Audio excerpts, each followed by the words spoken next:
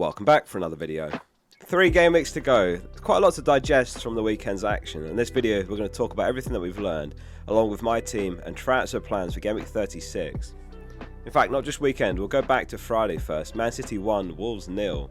Foden and Savini are both benched, and Haaland surprisingly back on the bench as well, though he didn't come on for them, despite City only leading by the 1 goal.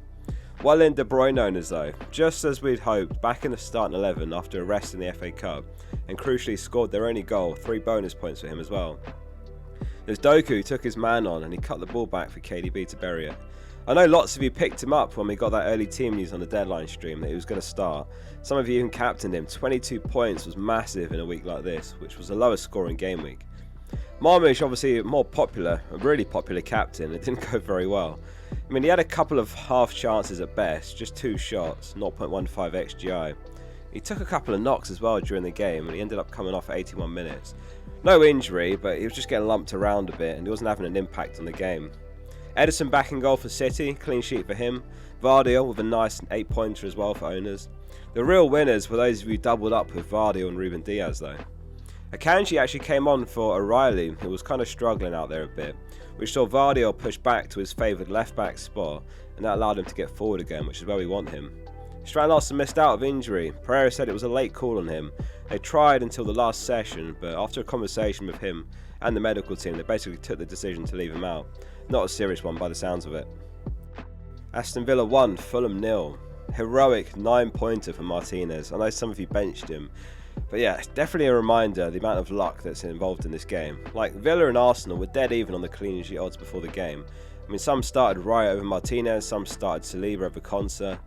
Villa only conceded 0.12 expected goals fewer than Arsenal as well, but ended up a big swing. Rogers actually had a good game, no returns of course, so a bit unlucky just to get the 3-pointer if you had him. 0.79 XGI was the highest of the game week, as of the end of Saturday's games anyway, and he created 2 big chances.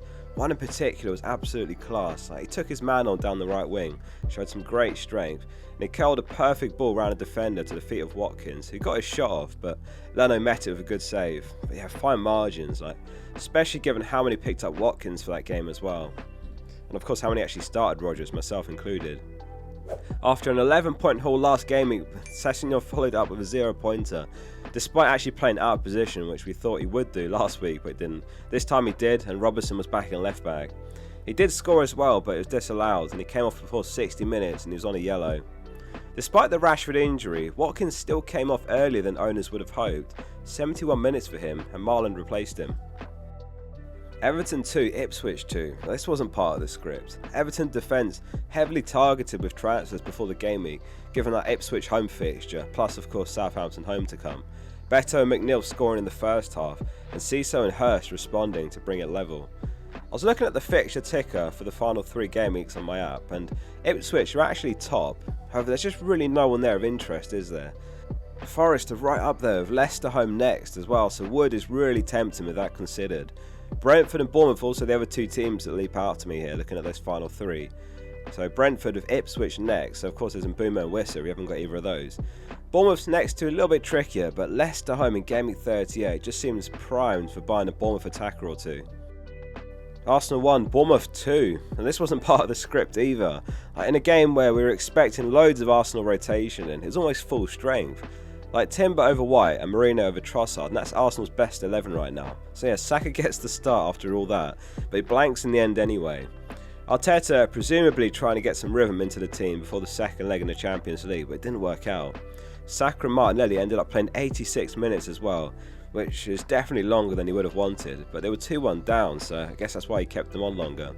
Howson goal in the 67th minute, Semenyo assist, who was benched by the way but came on and had an impact. Evan Nilsson in the 75th minute as well and got the winner. Arsenal have dropped 21 points from winning positions in the Premier League this season. That's their most ever in a single campaign, level with the 1920 season. 2019-20 that is, not 1920. What a season Bournemouth have had though, massive credit to them. They could land themselves in Europe next season, having moved up to 8th place now. Man United named their youngest ever starting 11 in Premier League history, 22 years, 270 days on average. Chide Obi at 17 years old making his full debut, their youngest ever player to start a league match as well. Full on rotation as we thought, and they almost got a result despite that. Mount got the opening goal for Man United, and then Brentford responded with 4 goals. Shader though notably got a brace for Brentford, and that puts him on 10 goals 4 assists this season. He had 1.21 XGI against Man United, and he's the 3rd player after of course Mbeumo and Wissa to have 10 goals this season. And they're the only team in the league that have got 3 players on 10 plus. No one else comes even close. If you've got the money, then obviously Mbeumo and Wissa are just simply better picks, but for 5.1 million with Ipswich next, he's an amazing budget pick for the run-in still. Wissa scored 1 for Brentford, and Mbeumo got an assist as well. Garnacho got 1 goal 1 assist, and Ahmad getting his first minutes in the league since gameweek 24. Hopefully they keep him nice and cheap for us next season. So Man United have got West Ham next, which again could favour Bowen, who scored against Spurs. Then they've got Chelsea gameweek 37, which could favour the likes of Palmer if they're looking to rotate more. Though as far as strikers, I'd swerve Jackson. 2.57 expected goals for Brentford was the highest of all teams. They're looking like finishing the season really strongly. What do we do with Isak then? I mean, he did get a 9-pointer, but it was actually a really quiet game from him in the 1-1 draw with Brighton. Just 0.12 non-penalty expected goals. Newcastle are noticeably missing Joelinton, and it was ultimately the penalty that clinched Isak a respectable points tally, and he's the 3rd player to pass 200 points this season after Salah and Mbeumo. I'm guessing he's going to be 10 plus million next season. It's Chelsea home next for Newcastle though, which could be a cagey game in the fight for Champions League, plus they've got Arsenal away in gameweek 37. So you can definitely make a really good case for selling Isak, especially if you're chasing in overall rank or mini league, given his high ownership. Wissa, Watkins, Wood all look like amazing picks from next game week. I'm looking at all 3 myself. Murphy and Barnes started again, Gordon on the bench, but Murphy was sacrificed in the 56th minute for Gordon, which saw Barnes pushed to the right wing. Murphy's been subbed before Barnes the last 7 times in a row as well. If you've got no money in the bank, just one transfer, and you want rid of Murphy, then Shader could be a great move around that same price point of Ipswich next. A huge result for Chelsea closing the weekend with a 3-1 win over Liverpool. The perfect time for Chelsea to face them really. There was an absolute load of rotation because of course they'd secured the title already. Konate, McAllister, Szoboszlai, Robertson, Luis Diaz all benched. Palmer looked much sharper. He had a couple of brilliant solo runs. One of them led to a shot coming off the post. And he was given man of the match as well, despite no attacking returns at the time. Though of course he did go on to score, Caicedo winning a penalty in the 95th minute, which he buried. It was Kwanzaa that gave the penalty away as well, so a game to forget for him. Palmer's first goal since January. It was Enzo who got the opening goal that game, Neto assist. The other goal for Chelsea was a really poor clearance from Van Dijk straight into Kwanzaa, bouncing straight back for an own goal. He did make up for it later I suppose, scored off a corner, but a loss to Chelsea on the road. Chelsea's defence I think is markedly improved over the season, which I think could lead to some possible gems next season, like if they keep Colwill 4.5 mil, which does seem probable. Chelsea have obviously got Newcastle away next, but is anyone considering Palmer for the final 2 game weeks? Man United home gameweek 37, Nottingham Forest away gameweek 38. So, an early look at my gameweek 36 team and transfer plans. It's really tricky for me this week. Got Martinez in goal, Vardy or Burn, Konate in defence, Sarr, Eze, and Mbeumo and Salah in midfield, Mateta, Isak and Marmish up front. So Raya, Rodgers, Saliba and Wan-Bissaka on the bench. So first of all, my defence just looks atrocious this week. I've got Burn, I think he's got Chelsea, and then I've got Konate, he's got Arsenal. And the problem is, I've only got 3 transfers left this season, so what yields me more points? Selling Burn for someone like a Forest defender for Leicester, or chase the upside and buy a striker? I mean, the 3 W's, Wissa, Wood and Watkins, all look amazing picks for the run-in. Wissa's got Ipswich next, Wood's home to Leicester. Watkins has got Spurs home just a few days after the Europa final, assuming they progress to the final, and he's got Man United gameweek 38.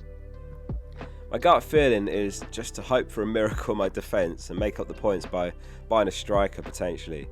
Palace, of course, have got the FA Cup final coming up as well, so hopping off the triple up seems sensible, though I do think keeping Mateta is okay, as there's a decent gap from next game to the final.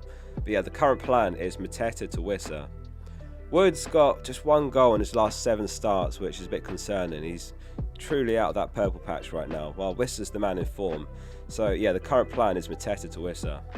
Man City of course have the early kickoff again, so If there's news that Marmish is benched on the deadline stream, then I could start Rodgers, or I could sell Marmish to Wood for a -4 and really target those bottom 3 teams, or bottom 2. No, bottom 3. I need to weigh that one up anyway. It feels like a hit that could be repaid if there is news of Marmish benching, but we'll have to see what happens. The armband is on Mbumo for the Ipswich fixture currently, but yeah, again, if there's a leak during the deadline stream that Marmish actually starts, then yeah, he'll be really tempting to captain. Though of course he could come off early again. Drop a comment below of how you're getting on this game week, and good luck if you've got anyone left to play Monday night. See you soon for the next one.